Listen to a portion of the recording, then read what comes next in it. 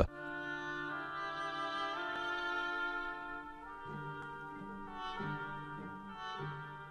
L'esprit de l'escalier, une émission d'Elisabeth Lévy avec Alain Finkielkraut, un partenariat RCJ Causeur.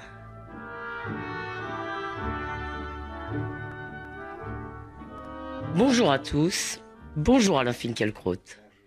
Chateaubriand appelait cela des caquetages de tabourets. Orwell y aurait vu non pas une minute mais une semaine de la haine. Mathieu Bock-Côté parle lui de lapidation virtuelle. En effet, de courageux pétitionnaires, bruyamment soutenus par le site islamistouma.com, demandent à l'Académie française, en signant de leur seul prénom, de vous destituer Alain Finkielkraut au motif que vous seriez, je cite, un promoteur des thèses d'extrême droite excusé du peu. Des tweeters déchaînés vous injurient sans vous écouter, et bien sûr sans jamais avoir lu une ligne de vous. D'obscurs commentateurs et d'éminents journalistes surjouent l'indignation et croient se grandir en vous rabaissant les pauvres. Haro sur Finkielkraut, cette belle cause réunit même le député français likoudnik Meir Habib et le grand Benoît Hamon, nouvelle idole des jeunes, qui appelle ces derniers à ne pas laisser votre génération et vos obsessions gagner, ce qui, en bon français, signifie dehors les vieux. Ce charivari a été déclenché par une phrase que vous avez prononcée la semaine dernière et que Causeur a malencontreusement et innocemment mise en exergue, facilitant ainsi le travail de vos ennemis, ce pourquoi nous vous présentons nos excuses. Commentant l'hommage à Johnny, vous avez déclaré « Les non-sous-chiens brillaient par leur absence. Je vous laisserai, cher Alain, faire l'exégèse de vos propos. » Mais cette nouvelle affaire Finkielkraut est révélatrice de l'effondrement du débat public où, comme l'écrit Mathieu Bock-Côté, une forme d'intolérance primitive se maquille en tolérance supérieure. Et aussi du rôle que vous y jouez dans le débat, pas dans l'effondrement. Car si vous faites scandale, c'est certes parce que vous voyez ce que vous voyez et que vous vous obstinez à le penser et à le dire, dans cet ordre, mais tout autant, je crois, parce que vous restez sourd à l'injonction d'aimer son époque. Bien sûr, nous profiterons aussi de cet épisode pour parler de votre conception de l'intégration et de la République, mais d'abord, vous prenez beaucoup de coups. J'ai oublié de dire que beaucoup de gens vous soutenaient, y compris dans les médias, où beaucoup de gens ont déclaré à quel point cette cabale était malhonnête et malvenue. Les auditeurs s'inquiètent pour vous néanmoins. Alors d'abord, comment allez-vous ? Je vais bien. Je suis plus étonné qu'abattu parce que je commence à avoir l'habitude des campagnes de dénigrement, mais celle-là vraiment, je ne m'y attendais pas. Et je voudrais avec vous essayer de comprendre ce qui s'est passé. Je travaille dans les misères du présent, mais je refuse d'être l'esclave de l'actualité.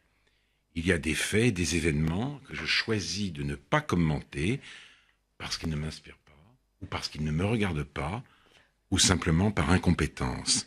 Le fait d'être un intellectuel ne me confère ni le devoir ni le droit de parler de tout.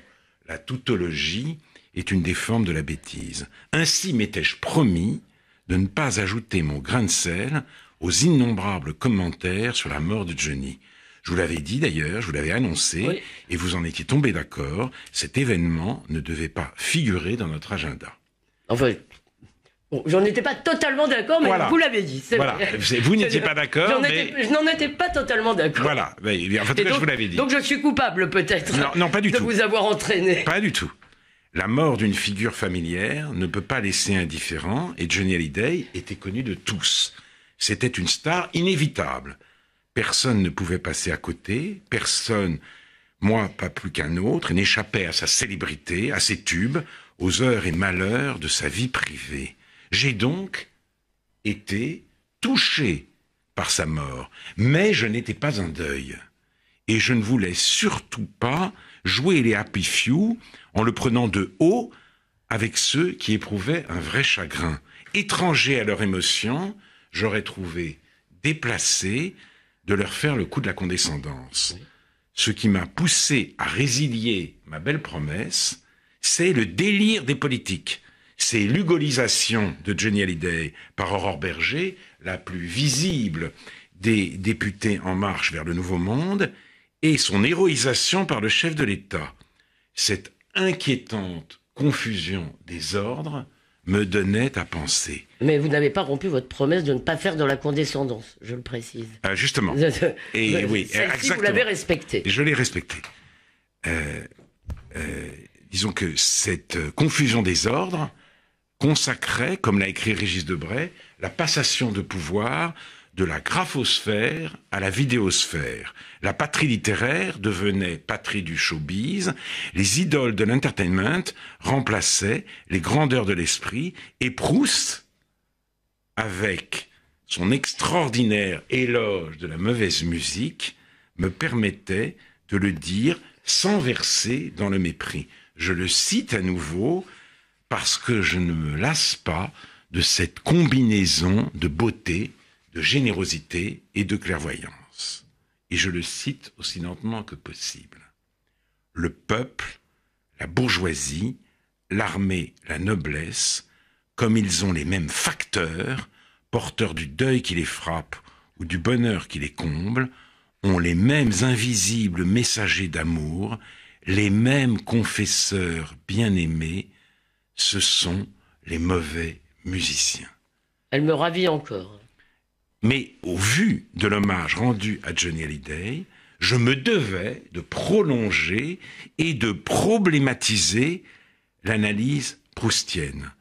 Ce que Proust appelle non dédaigneusement la mauvaise musique, et qui est la branche musicale du divertissement, la chansonnette, dirait-on aujourd'hui, voilà, n'a plus la vertu sociale qu'il lui reconnaissait et que lui prêtent aujourd'hui les élus de la République. Cette mauvaise musique ne fait pas lien. Elle ne rassemble pas les gens de toutes conditions, de tout âge et de toute origine. Nous n'avons pas tous la même musique d'amour et de rêve. Ce n'est pas le peuple, c'est une portion du peuple qui a, de la place de l'Étoile à l'église de la Madeleine, répondu présent et qui s'est incliné devant le convoi funéraire. Soudaine visibilité des invisibles. La France périphérique prenait possession des lieux, la bourgeoisie guindée et les bobos décontractés regardaient la télévision et la diversité non plus n'était pas au rendez-vous. J'ai été frappé par le caractère socialement homogène et monocolore de cette manifestation. Et je n'étais pas le seul. L'ancien ministre centriste Dominique Bussereau, les journalistes de gauche Sylvie Kaufmann et Laurent Geoffrin ont fait le même constat que moi. J'en ai tiré pour ma part la triste conclusion qu'il n'y avait aucune contrepartie positive à l'intronisation de la sous-culture. Il n'y a pas de peuple, il y a des communautés. La France déculturée est une France fragmentée. Mais ce qui me Peut-être vous reprochera-t-on le terme sous-culture la semaine prochaine. Voilà. Mais justement, d'ailleurs, j'y viendrai. Mais ce qui me vaut d'être attaqué si violemment sur l'Internet et de faire même l'objet d'un appel relayé par les frères de lutte, Mediapart et Ouma.com, à mon exclusion de l'Académie française, c'est, vous l'avez souligné, d'avoir dit que les non-Souchiens brillaient par leur absence. Je suis accusé de reprendre à mon compte le vocabulaire de la fachosphère. C'est absurde. Les Français d'origine française, les Français de génération en génération ne se désignent pas comme des sous-chiens, des sous-chiens. Ce label infamant leur a été décerné par Houria Boutelja, la porte-parole des indigènes de la République. En parlant de non-sous-chiens, je la citais ironiquement et douloureusement pour marquer qu'à l'heure où tout le monde chante l'unité métissée, c'est la séparation qui prévaut. Il faut préciser tout de même d'abord que même chez Houria Boutelja, c'est écrit en un seul mot. Même si l'intention est de le dire en deux mots, Houria Boutelja ne l'écrit pas des sous plus loin chiens. Oui, mais évidemment, elle le laisse entendre. La connotation est là. Entend, et là, pour le coup, vu que beaucoup de gens ne semblent pas avoir en mémoire cette affaire de sous-chien, j'aurais dû effectivement vous le faire préciser. Alors, mais l'occasion m'est donnée aujourd'hui de préciser que, comme mon nom l'indique, je ne suis pas un représentant des Français de souche et que je fais partie de la frange des papy-boomers, qui a aussi brillé par son absence lors de l'hommage populaire à Johnny Hallyday. Ah non, pardonnez-moi, mais là, excusez-moi, générationnellement, c'était essentiellement des papy-boomers. Oui, mais justement, il y avait une frange. D'accord, vous faites partie de cette frange qui n'y était pas, d'accord. La frange qui n'y était pas. La frange dont la mauvaise musique n'était pas celle de Johnny Hallyday. Voilà. Ce que je retiens de cette pénible histoire, c'est que Peggy avait décidément raison. Il est de plus en plus difficile, de plus en plus risqué de voir ce qu'on voit et de le dire. J'essaierai dorénavant d'éviter les malentendus, mais je n'ai aucune intention de fermer les yeux. Face aux représentants du parti du déni qui s'exclament « Dieu, comme le nouveau costume du roi est splendide, je suis et je resterai le petit enfant qui dit « Mais il n'a rien sur lui, le roi est nu ».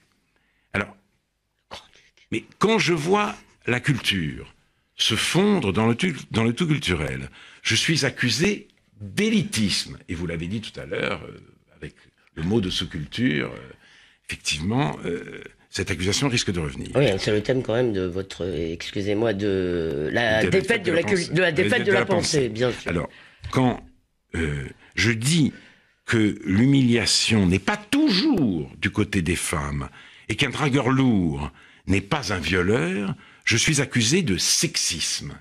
Quand je m'inquiète de la fracturation française, je suis accusé de racisme. Le tribunal siège en permanence. Et la troisième accusation est la plus pénible. J'ai dit tout à l'heure que je n'étais pas abattu, mais je ne vais pas non plus surjouer l'indifférence. J'ai du mal à supporter cette étiquette épouvantable. Raciste. L'aveuglement, cependant, n'est pas une option. Le silence non plus. Jamais je ne donnerai des gages, jamais je ne montrerai patte blanche au politiquement correct. Eh bien, bravo Alain, et c'est ce courage, ce caractère, comme le dit Mathieu Bock-Côté, qui fait évidemment que vous n'êtes pas seulement un intellectuel, mais vous êtes un peu plus que cela. Peut-être un peu plus que cela, mais alors, venons-en à notre petit contentieux. Oui, bien sûr. Vous avez choisi cette phrase pour accroche, je le déplore, parce qu'au lieu de renvoyer à l'émission, elle l'a remplacée. Notre conversation s'est trouvée réduite à un tweet, et c'est ce tweet qui a fait le buzz. Je déteste, je dois le dire, ces nouveaux mots que l'hypermodernité a introduits de force dans mon vocabulaire. Et vous en avez fait un jour une liste très drôle, je me rappelle. Oui, mais cette phrase, d'un autre côté, je ne la renie pas. Elle n'est pas un dérapage. Ceux qui la condamnent ne sont pas de bonne foi. Ils sont malveillants et ou amnésiques. Alors je le dis, vous n'auriez pas dû la sortir du raisonnement dans lequel elle prenait place et me livrer sur un plateau à la foule lyncheuse. Votre maladresse est regrettable, mais elle n'en rend pas la foule moins terrifiante. Oui, et puis alors, je voudrais quand même plaider un peu notre cause. On n'a pas du tout cherché à faire le scandale pour la simple raison... Bon, moi, c'est pas moi qui ai choisi cette phrase, mais on n'a pas vu que cette phrase était scandaleuse. Tout simplement. Oui, on n'a pas vu le scandale. Donc, c'est vrai, tout raccourci... C'est pour ça que j'ai dit maladresse. Oui, et peut-être, si vous voulez, à ton tort, avons-nous tort de compter sur la bonne foi, si vous voulez, des auditeurs et penser que s'ils sont choqués par une phrase, ils vont aller écouter le reste. Mais cela dit, quand ils ont écouté le reste, ils étaient toujours choqués. Oui, alors d'un autre côté, moi, je ne veux pas entrer en polémique directe avec tous mes accusateurs, oui. Notamment, par exemple, Claude Askolovitch, qui a écrit un article très virulent, je crois, dans Slate, mais enfin, j'espère, si vous voulez, je crois toujours dans les vertus de la raison, et j'espère qu'Asco écoute cette émission et que si elle ne le convainc pas complètement, elle aura au moins le mérite de l'ébranler. Voilà. Eh bien, je ne peux, cher Alain Finkielkraut, que m'associer à ce souhait. Et cher Claude, si tu nous écoutes, sache que c'est amicalement que nous cherchons à t'ébranler.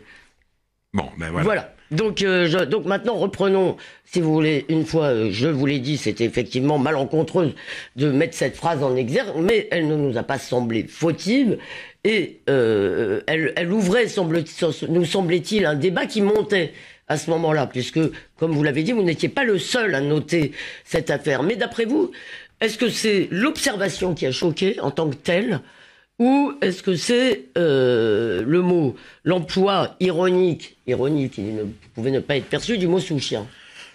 Je pense que les deux... ou est-ce que c'est vous, troisième hypothèse, de toute façon? ont choqué certains, mais l'observation elle-même ne devait pas être faite. Car j'ai lu aussi des messages sur Internet qui mettaient en cause, avec moi, aussi bien Dominique Bussereau que Laurent Geoffrin. Et c'était assez amusant, assez comique, assez cocasse de voir nos deux noms, Laurent Geoffrin et moi, associés dans le même opprobre, puisqu'il ne me manque pas une occasion, lui, de me mettre sur sa liste noire. Oui. Mais je voudrais, si vous voulez, aller peut-être un peu plus loin avec vous, parce que je crois aussi que cette campagne, si vous voulez, est très révélatrice du climat qui règne sur la toile. Hein, et ça mérite peut-être une certaine, un peu de réflexion. Le très sagace Tocqueville l'avait noté, rien ne révolte plus l'esprit humain dans les temps démocratiques que l'idée de se soumettre à des formes. Internet libère l'homo democraticus de cette soumission séculaire. Le nouveau monde sur la toile donne congé à l'ancien. On ne s'embarrasse pas de figure, on ne fait pas de manière, on y va carrément. La politesse n'a plus cours, ni la nuance, ni l'élaboration. Écrire avant les écrans, c'était faire un effort. Aujourd'hui, c'est se lâcher. Dans ce nouveau média, l'immédiateté règne. Ce qui était un acte intellectuel devient un acte pulsionnel. La haine et la grossièreté prospèrent sur le cadavre des formes. Triomphe inattendu de 68, il est interdit de s'interdire. Exemple, et je vous donne un exemple entremêlé de ce tweet, et vous voyez, et qui répondra aussi à votre question, qu'est-ce qui a choqué? Parce que c'est un tweet adressé à Libération. Je cite donc, évidemment, les sbires de Laurent Geoffrin Mouchard, puisque c'est le nom de son père. C'est le nom de son père, et vraiment les gens qui l'emploient le font toujours dans une optique dégoûtante. Dégoûtante, oui.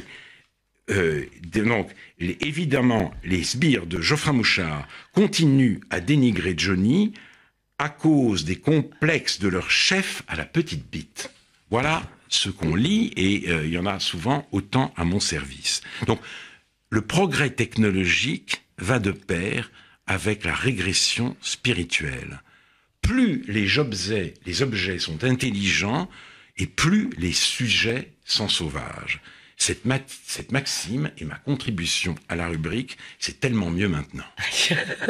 Je vous remercie Alain, mais au-delà même des tuyaux qui sont employés et qui facilitent évidemment la chose, si vous voulez, on voit quand même bien, et là Mathieu Bock-Côté le décrit, je trouve, très bien, si vous voulez, une atmosphère générale. Il s'agit pas, ça ne se passe pas seulement sur les réseaux sociaux, ça se passe, le Benoît Hamon que je vous ai cité s'exprimait devant un amphi plein de jeunes, si vous voulez, le relâchement, si vous voulez, la volonté d'exclure celui qui ne pense pas comme vous, le lynchage, le procès, sont devenus absolument permanents. Qu'est-ce qu'il arrive au pays des Lumières? Ça, évidemment. Mais cela dit, le rôle d'Internet ne doit pas être mésestimé, parce qu'on vérifie, à contrario, sur Internet, la justesse profonde des analyses phénoménologiques de Lévinas. C'est le visage de l'autre qui arrête notre spontanéité, qui nous moralise et qui nous civilise. Plus de visage, plus d'inhibition. Si vous voulez, donc,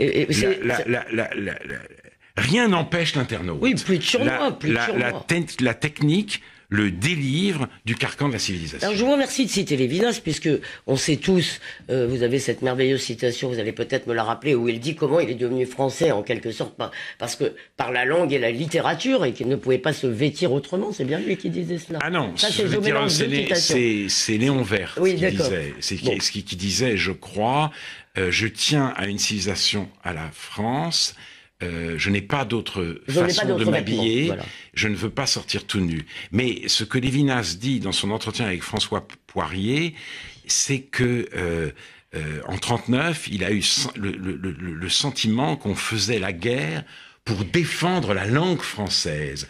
Et il dit que, effectivement, son premier contact avec la France, ce sont les grandes œuvres, c'est Corneille qu'il a lu, ses Racine, ses Bossuet, qu'il a lu pour apprendre le français. Alors justement, Lévinas et vous-même, si vous voulez plaider depuis longtemps, toute votre œuvre en témoigne, pour une intégration par la culture et même peut-être plus précisément encore par la littérature, vos adversaires, ou beaucoup de vos adversaires, peut-être certains même sont-ils de bonne foi, vous reprochent ce qu'ils appellent une conception ethniciste de la citoyenneté de la République, et au passage des obsessions. Pouvez-vous répondre sur ces deux points de façon à lever au moins les inquiétudes de ceux qui seraient sincères? Je ne vois pas, si vous voulez, le reproche d'ethnicisme... Non, je ne le vois pas dans cette phrase, mais il a été fait par ailleurs. Donc, Le reproche d'ethnicisme est complètement délirant, parce que c'est comme si je défendais une conception de la nation qui m'exclut moi-même. Donc voilà, je dis, je suis pour la nation ethnique, donc je suis pour ma non-appartenance à cette nation. Et c'est Lévinas qui dit justement que la France est une nation à laquelle on s'attache par le cœur et par l'esprit autant que par les racines. Est-ce que vous y croyez encore? Est-ce que vous croyez encore que la France peut être cette nation-là, ou dans le fond, est-ce que vous voyez vous incline à penser que c'est fichu? Je ne dis pas que c'est fichu, je pense que c'est fragile. Et quand j'ai compris que c'était fragile, que ce mode de transmission était en crise, que j'ai pris la mesure de mon attachement à la France. Parce que sinon, tout cela allait de soi. J'étais allé à l'école, j'avais appris à mieux manier la langue française, à la manier avec l'aide de la littérature. Mais bon, voilà, je n'y pensais pas. La question de l'identité ne me tourmentait pas. Mais j'ai vu, en effet, que la transmission entrait en crise, que la France pouvait ne plus être cette nation à laquelle on s'attache par le cœur et par l'esprit. J'ai vu la conjugaison de deux phénomènes, une immigration massive et un refus par une partie de l'élite française d'assumer et de transmettre cet héritage. J'ai vu poindre une conception inattendue, singulière et alarmante de l'hospitalité. Non plus donner ce que l'on a, mais se défaire de soi à peu près pour permettre à l'autre d'être complètement et sans encombre tout ce qu'il est. Et moi, je défends une hospitalité contre une autre. Je ne défends pas une France fermée contre une France ouverte, mais je ne donne pas le même sens au mot ouverture que ceux précisément qui décident de n'être rien pour permettre à l'autre d'être tout ce qu'il peut être. Et qui d'ailleurs ont encouragé aussi une certaine détestation de la France par de jeunes Français, ce qui ne rend pas service ni à eux, ni à l'ensemble de la société, bien entendu. Oui, c'est le basculement, si vous voulez, de l'esprit critique, qui est la gloire des Lumières, dont vous parlez tout à l'heure, en masochisme moralisateur, pour reprendre l'expression appliquée à Sartre par Octavio Paz. Il nous reste peu de temps, alors je vous pose mes deux dernières questions. Il faut répondre sur cette question... Par oui ou par non? Non, mais je vous les donne les deux, comme ça vous choisissez. Ouais. Il faut répondre à la question de l'obsession de l'islam, de ces choses qui nous est souvent adressées, qui m'est également adressée à moi très régulièrement, et peut-être conclure par un mot sur la difficulté du second degré dans le monde que vous décrivez, Alain Finkielkraut, ou la difficulté, disons, de l'ironie, de la distance, ou, disons, d'un langage qui ne serait pas à plat. Oui, l'obsession de l'islam... je ne crois absolument pas que ni vous ni moi nous soyons obsédés. Simplement, nous sommes inquiets, nous voyons la France se désintégrer et nous voyons aussi naître en France une inimitié à laquelle nous ne nous attendions pas. Une inimitié religieuse dont les Juifs sont la première cible, mais pas la seule. Ce n'était prévu au programme d'aucune des philosophies de l'histoire dont nous pouvions nous réclamer. Philosophie de l'histoire libérale, philosophie de l'histoire marxisme. Nous sommes pris à contre-pied par ce surgissement, mais nous ne pouvons pas l'oublier parce qu'il se rappelle d'une manière ou d'une autre constamment à nous. Voilà. Et je rappelle d'ailleurs que Boualem Sansal, qui ne doit pas être suspect non plus, je suppose, de haine des musulmans, même s'il d'ailleurs il critique violemment l'islam, dit que l'islamisme, l'islam politique est le plus grand problème que la France ait à affronter. Un mot pour conclure sur, vous êtes un homme de lettres, vous êtes un homme de mots, un mot sur cet enserrement du langage, sur le second degré, sur l'ironie, sur... Oui, alors, s'agit-il de... Je pense aussi qu'il y a une part d'amnésie. C'est-à-dire, je crois que beaucoup de gens ont été surpris par l'expression que j'utilisais parce qu'ils l'entendaient pour la première fois. Il y a quelque chose aussi avec les médias et en général, c'est que ils nous font vivre dans le présent. Tout ce qui a été dit il y a encore 2 ou 3 ans est oublié. Moi, je croyais sincèrement que l'expression sous-chien avait traumatisé tout le monde. Et je l'avais entendu lors de l'émission de Tadei. J'avais vu d'ailleurs que les autres invités ne réagissaient pas. Et je me disais... Il y avait eu des articles dans Marianne, je me rappelle. En plus, elle avait été relayée, commentée par de nombreux articles. Et j'ai pris pour argent comptant la connaissance de cette expression par tout le monde. Eh bien non, nous sommes obligés, si vous voulez, nous sommes contraints à une explicitation permanente du fait de cette mainmise du présent sur la vie de tous. Très bien, merci Alain Finkielkraut. Nous devons nous arrêter malheureusement de tirer une si substantifique moelle de vos mésaventures qui j'espère vont s'apaiser. Alors nous n'avons pas encore discuté ensemble et avec la direction de la radio des dates des prochaines émissions puisqu'il y a des congés qui arrivent et que nous, comme d'habitude nous ne sommes pas encore tout à fait au clair là-dessus. Ce qui est sûr, nous serons peut-être là ou peut-être pas la semaine prochaine. Il est sûr que nous serons là le 7 janvier, ça c'est sûr. En attendant, bien sûr, on peut vous lire dans Causeur, on peut réécouter cette émission sur causeur.fr et radio-rcj.info. Eh bien, bonne semaine au singulier ou au pluriel à tous et bonnes vacances si vous en prenez. RCJ. Un message de l'appel national pour la Tzedaka.